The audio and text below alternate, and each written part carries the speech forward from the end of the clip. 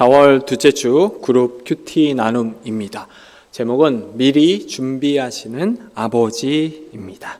오늘 본문은 그 유명한 이삭을 바치는 사건, 그리고 그 유명한 표현인 여호와 이레가 등장하는 본문이라고 할 수 있습니다. 우리 1번부터 보도록 하겠습니다. 아브라함은 이해하기 어려운 명령을 받았지만 아침 일찍 길을 떠납니다 라고 되어 있습니다. 첫 번째 질문입니다. 하나님이 아브라함을 부르신 목적은 무엇입니까? 우리 1절과 2절인데 제가 한번 다시 읽어보겠습니다. 그 일 후에 하나님이 아브라함을 시험하시려고 그를 부르시되 아브라함아 하시니 그가 이르되 내가 여기 있나이다. 여호와께서 이르시되 내 아들 내 사랑하는 독자 이삭을 데리고 모리아 땅으로 가서 내가 내게 일러준 한 산 거기서 그를 번제로 드리라 라고 되어 있습니다. 하나님이 아브라함을 부르신 목적은 아브라함을 시험하기 위해서였고 그 시험의 내용은 아들 이삭을 번제로 바치라는 것이었습니다. 시험과 관련된 본문이 등장할 때마다 늘 던져지는 질문, 야고보서 1장 13절, 하나님은 어느 누구도 시험하지 않는다고 하셨는데 왜 우리를 시험하십니까? 라는 질문이 꼭 던져지죠. 항상 하는 얘기가 야고보서의 시험은 원래 유혹이라는 단어였고 하나님께서 우리를 시험하신다는 그 단어의 의미가 아니라는 거죠. 그 시험과 유혹은 많이 다릅니다. 영어로 보면은 이제 철자가 다 T로 시작하기 때문에 헷갈릴 수도 있지만 시험은 보통 하나님이 주시는 시험은 우리가 믿음의 장성한 분량으로 자라기 위한 문제라고 보시면 됩니다. 우리가 열심히 공부를 하고 나면 학교에서 시험을 보지 않습니까? 너무 행복하죠? 저는 이제 시험을 내는 그 출제자가 돼서 그렇지 너무 행복해요. 애들이 막 표정이 안 좋거든요. 제가 막 웃음 짓고 지나가면 애들이 너무 악랄합니다 이렇게 하는데 이게 좀 기분이 좋더라고요. 옛날 교수님하고 선생님들이 이런 식이었구나 다 느끼는데, 시험은 말 그대로 우리에게 주어진 숙제나 내가 얼만큼 성장을 했는가 이런 것들을 확인하는 거죠. 또 시험 앞에 놓고서는 우리가 또 공부를 하지 않습니까? 물론 저는 안 했습니다. 공부는 달란트라고 생각을 했기 때문에 제가 공부 잘하는 사람 보면 정말 기분이 안 좋습니다. 저는 막 죽어라 했거든요, 진짜. 어쨌든 이 시험은 우리의 믿음을 자라나게끔 하기 위한 것인가 반면 유혹은 마귀가 우리를 넘어뜨려서 더 이상 완전히 믿음으로 떠나게끔 만들려고 하는 거라고 할 수 있습니다. 여러분 그 시험과 유혹을 구분하기가 사실 생각보다 어려운 것 같습니다. 이게 시험인 것 같은데 하면서 우리가 반응했을 때 모습을 보면 왜 이게 죄랑 연결되지 하는 부분들이 없지 않아 있거든요. 죄를 언급할 때 가장 많이 쓰는 그 표현 중 하나가 자기중심적이라는 단어가 아닌가 합니다. 목회자가 되고 나서 제일 많이 썼던 표현 중 하나가 자기중심적.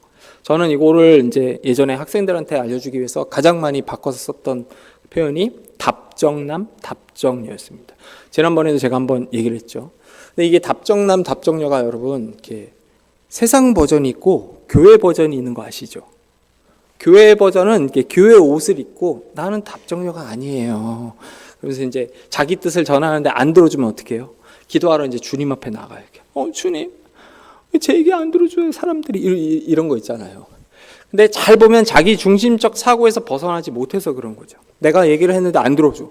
그럼 주님을 찾아가요. 주님도 안 들어줘. 그럼 어떻게 해서든지 자기 뜻을 관통시키려고 막 사람들 불러 모으고 마땅한 어떠한 그 합리적 이유도 있습니다. 근데 중요한 거 자기 중심적 사고에서 벗어나지 못해서 나는 사실 잘못한 거 없어. 저 사람이 내 얘기를 못 들은 거야.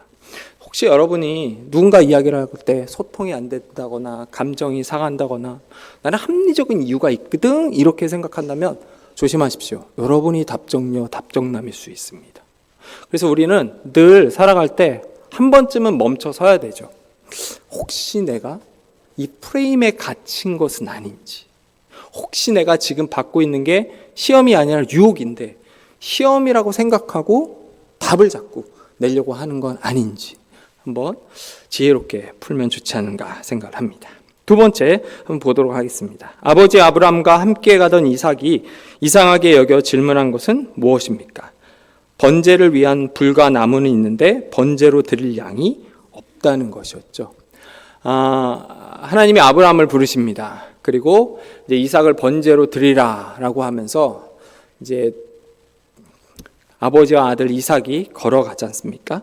부엘세바에서 모리아, 예루살렘까지가 약 100km라고 합니다, 여러분. 100km는 서울부터 천안까지입니다. 제가 책을 찾아보니까 약 한 3일 정도 아버지 아브라함과 아들 이삭이 걸어가지 않았나 이렇게 얘기를 합니다. 혹시 그 도보로 여행을 해보신 적 있으신가요?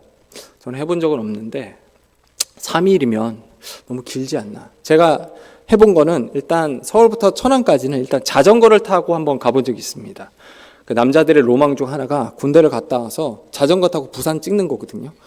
제가 한 5시간 만에 천안을 한번 찍었습니다. 자전거 타고. 그리고 혹시 텍트 아시나요? 50cc 오토바이 조그만 거. 제가 그거 타고 3시간 반 만에 천안 한번 찍어봤고요.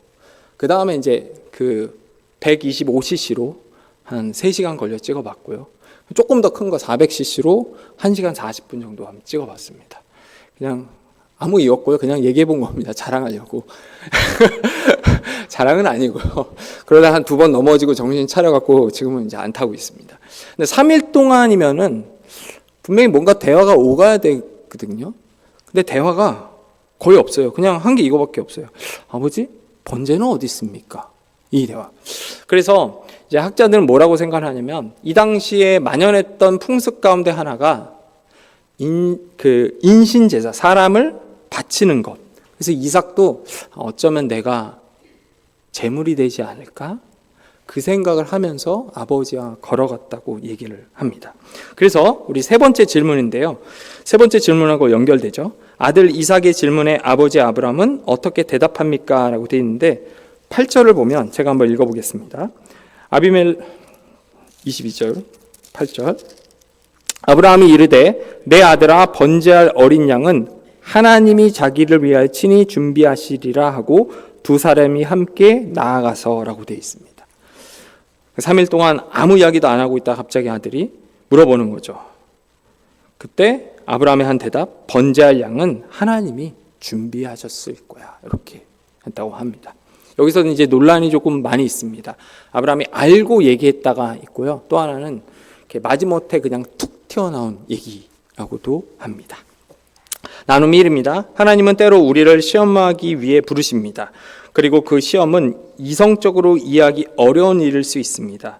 하나님이 지금 나를 불러 맡기신 시험은 무엇인지, 하나님이 시험대에서 어떻게 반응하는지를 나누어 봅시다라고 되어 있습니다. 2번을 들어가기 전에 약간 설명을 하나 추가하자면 우리 성경 말씀 22절 맨 앞부분을 보면 그 일 후에라고 되어 있는데 여기에 내용 중 하나는 이삭이 주어졌다는 것입니다. 여러분, 우리가 믿는 하나님은 삼위로 계시지만 세상을 창조하신 하나님이면서 동시에 죄로부터 우리를 구원하신 그리스도시죠. 이 두 개를 분리하시면 안 되는데 성경에는 강조하는 버전으로 이제 등장을 합니다.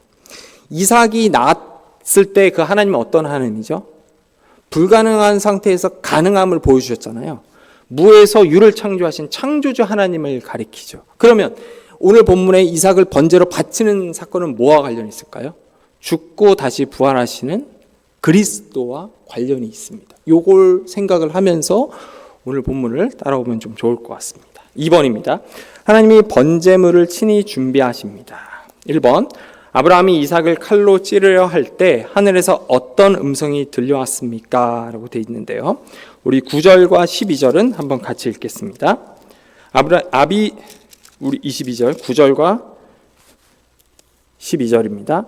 하나님이 그에게 일러 주신 곳에 이른지라 이에 아브라함이 그곳에 제단을 쌓고 나무를 버려놓고 그의 아들 이삭을 결박하여 제단 나무 위에 놓고 손을 내밀어 칼을 잡고 그 아들을 잡으려 하니 여호와의 사자가 하늘에서부터 그를 불러 이르시되 아브라함아 아브라함아 하시는지라 아브라함이 이르되 내가 여기 있나이다 하매 사자가 이르시되 그 아이에게 내 손을 대지 말라 그에게 아무 일도 하지 말라 내가 내 아들 내 독자까지도 내게 아끼지 아니하였으니 내가 이제야 내 하나님을 경외하는 줄 아노라. 아브라함이 이삭을 칼로 찌르려 할 때 들렸던 음성은 내 아들에게 손대지 말라. 내가 독자를 아낌없이 바치려 하였으니 내가 하나님을 경외하는 줄 이제 내가 알겠다 였습니다. 이삭을 바치려 하는 그 마음과 행동을 보고 하나님은 아브라함을 향해서 이제 네가 나를 경외하는구나 라고 이야기를 하고 계셨습니다. 우리 그 10절 말씀을 보면 손을 내밀어 칼을 잡고 그 아들을 잡으려 하니라고 되어 있는데 이걸 원어로 보면 잡으려 했다는 표현이 도살하다라고 되어 있습니다. 보통 이제 도살하다는 정육점에서 이제 고기 관련된 용어가 아닌가? 근데 이 당시에는 그 사람을 바치는 풍습이 있었던 것처럼 고대의 삶에는 현대인인 우리가 볼 때 다소 야만적인 모습이 없지 않아 있습니다. 그러니까 그런 모습들을 그대로 표현했다고 볼 수 있는 거죠. 그 아브라함은 아들을 당연하게 희생 제물로서 도살, 죽이려고 했던 거죠. 근데 그때 하나님이 그런 아브라함을 보시고 칼을 거두라고 하면서 했던 그 유명한 표현. 내가 이제야 너가 나를 경외하는 줄 안다라고 합니다. 여러분, 왜 하나님이 이삭을 주었다가 다시 뺏으시죠? 경외하는지 확인하기 위한 거죠. 그 부모에게 있어서의 신은 누구죠? 자녀죠. 특히 첫째. 그래서 우리가 알고 있는 그 이집트 출애굽에서 나올 때 보면 10가지 재앙이 있지 않습니까? 10가지 재앙은 당시에 그 애굽 사람들이 믿던 신들을 말하죠. 다 그 당시에 믿던 신들입니다. 근데 마지막 신이 누구였죠? 장자입니다. 장자. 그러니까 바로는 그 장자를 포기하지 못하고 있다가 결국 망하죠. 아브라함은 반대로 신이라고 할 수 있는 자기 자녀를 주님께 내어놓습니다. 주님, 주신 자도 여호와시고 취하신 자도 여호와시죠. 이거를 보여주는 거죠. 그래서 그 모습을 보고 하나님께서 어떻게 하십니까? 네가 나를 경외하는구나. 하나님이 때로는 정말 짓궂다 할 만큼 우리 모든 것들을 가져가려고 할 때가 많으시죠. 이것도 주면 안 되겠네. 이유는 딱 하나죠. 너에게 있어서의 우선순위, 너에게 있어서의 신의 이름은 무엇이냐? 여호와 하나님인가? 아닌가? 그냥 우리가 주님은 나의 하나님입니다 라고 고백하는 게 아니라 정말 그런지 묻기 위해서 때로는 하나님이 우리를 향해서 시험 문제를 내세요. 오늘 아브라함을 향해서 내신 질문은 그거였죠. 이삭, 그것도 내놓을 수 있겠니? 아브라함이 여기에 믿음으로 반응을 합니다. 그리고 나서 하나님이 그런 얘기를 하시죠. 이제야 네가 나를 경외하는구나. 이게 엄청난 그 질문, 도전적인 질문이 아닌가 해요. 나에게 있어서 신은 무엇일까? 그 신도 하나님께서 가져가신다고 할 때 내가 기꺼이 들을 수 있을까? 여기서의 이 싸움이 사실 믿음의 싸움이라고 할 수 있지 않나 합니다. 우리 또 보도록 하겠습니다. 2번. 결국 아브라함은 어떤 제물로 번제를 드립니까? 라고 되어 있는데요. 13절과 14절 한번 같이 읽겠습니다. 아브라함이 눈을 들어 살펴본즉 한 순양이 뒤에 있는데 뿔이 수풀에 걸려 있는지라.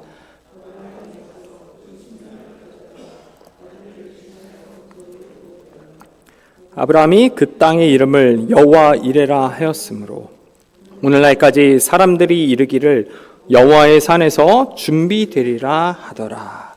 결국 아브라함은 하나님이 미리 준비하신 순양으로 번제를 드리게 됩니다.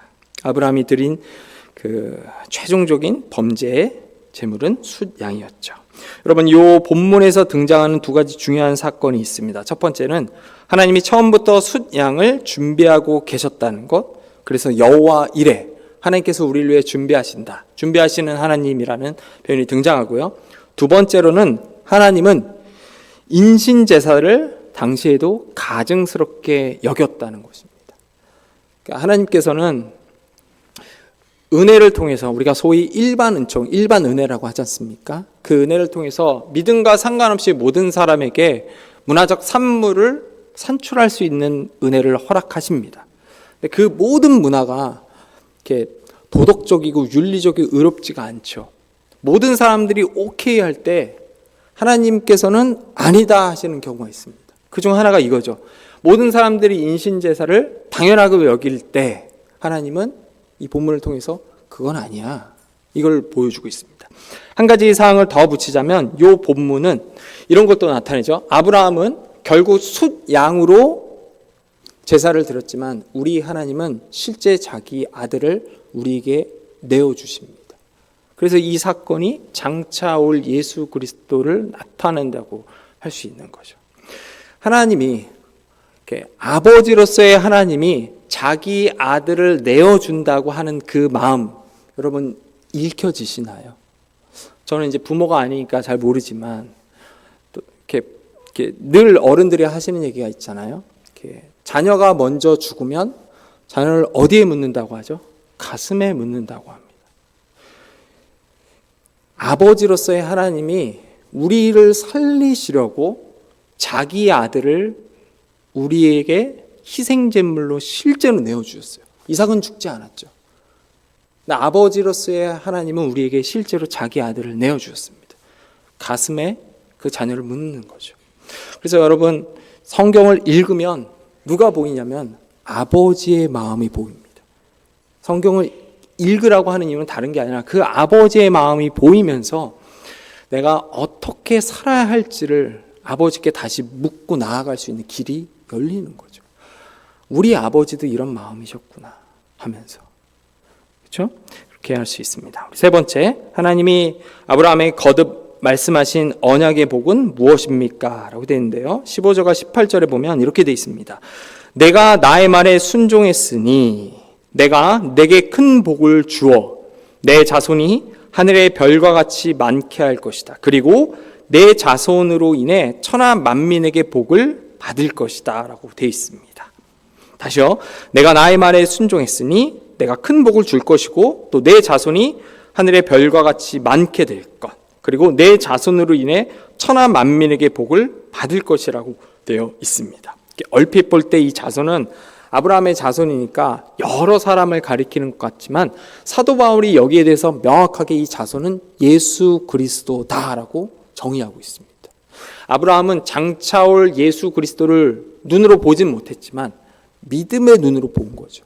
그래서 사도 바울이 이 자손을 가리켜서 여럿이 아니라 딱 한 사람, 우리 주 예수 그리스도를 가리킨다라고 하고 있습니다. 나눔 2입니다.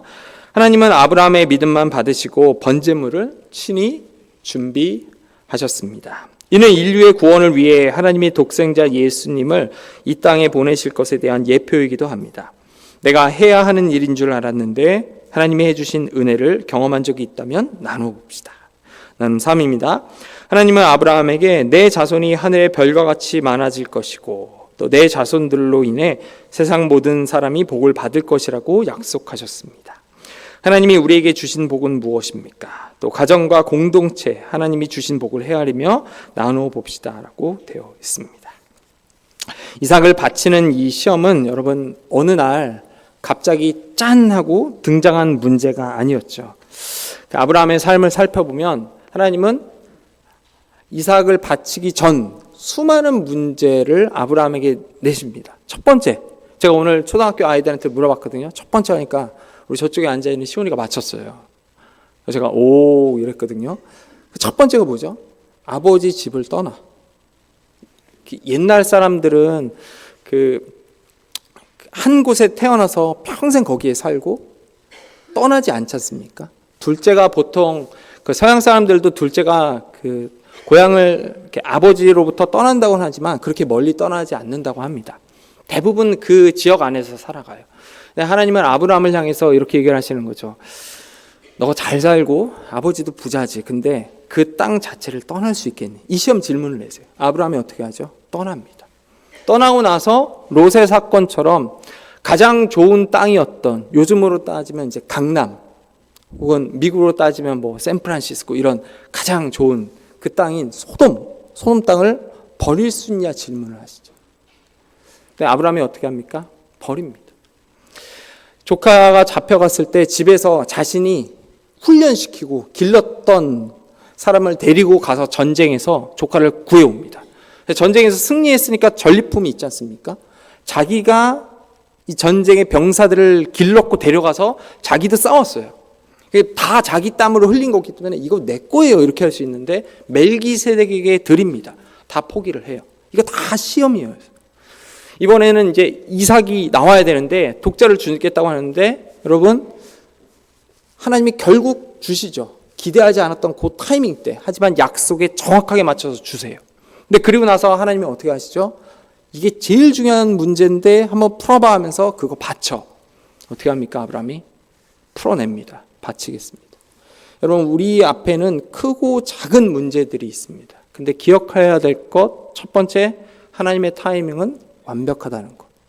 대답이 완벽할 때 온다는 것은 질문도 내가 풀 수 있을 때 온다는 거죠. 또 질문이 풀 수 있을 때 온다는 것은 다시 말하면 내가 감당할 수 없는 문제는 없겠구나입니다. 사실 저도 이 얘기를 하면서 제 앞에 있는 크고 작은 문제들 감당이 어려운 게 좀 많은데 이런 생각이 들어요.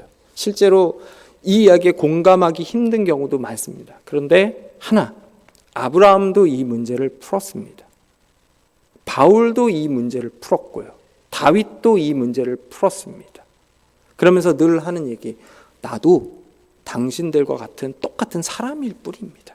주님의 은혜로 풀었으니까 좀 힘들고 어렵고 또 받아들이기 너무 고통스럽지만 한번 풀어봅시다라고 우리에게 도전하는 게 하나님의 말씀이라고 할 수 있습니다. 여러분 앞에 있는 어떤 크고 작은 문제들, 여러분 하나님이 풀라고 주신 겁니다. 실수해도 괜찮다고 주신 거거든요. 한번 시험에서 실패한다고 우리가 완전히 끝나는 게 아니죠. 또 보면 돼요. 그때가 약간 부끄러울 수도 있고 조금 이렇게 낯뜨거울 수도 있지만 하나님이 우리에게 시험 문제를 주셨다는 것은 너도 아브라함처럼 풀 수 있어. 걱정하지 마. 이 마음으로 우리에게 주셨다고 할 수 있습니다. 한 주가 여러분 다시 시작되었습니다. 오늘 주신 말씀을 기억하면서 우리 앞에 놓여 있는 시험을 믿음으로 이겨내며 한 주를 승리하기를 주님의 이름으로 소망합니다.